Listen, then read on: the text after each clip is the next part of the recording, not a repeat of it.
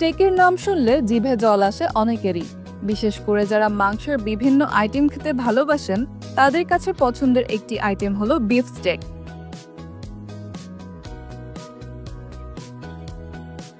রেস্টুরেন্টে গিয়ে খাওয়ার সুযোগ সবসময় নাও থাকতে পারে, তাই এবার ঈদুল আজহায় ঘরেই তৈরি করে খেতে পারেন বিফ স্টেক। চলুন জেনে নেওয়া যাক বিফ স্টেক তৈরির রেসিপি। স্টেক বানাতে গেলে প্রথম গুরুত্বপূর্ণ কাজ হলো মাংস নির্বাচন।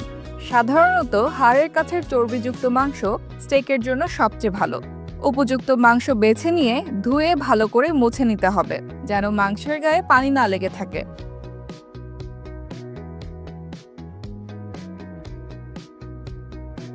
এবার মাংসের পরিমাণ অনুসারে লবণ, গোলমরিচ গুঁড়া এবং মিক্সড হার্ব মাখিয়ে কিছুক্ষণ রেখে দিন।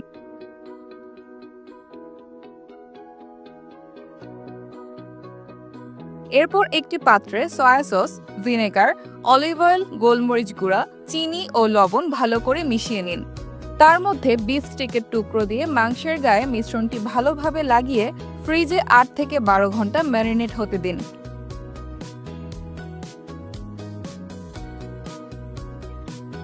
একটি গ্রিল প্যানে তেল বা বাটার দিয়ে তার উপর স্টেক দিয়ে দিন।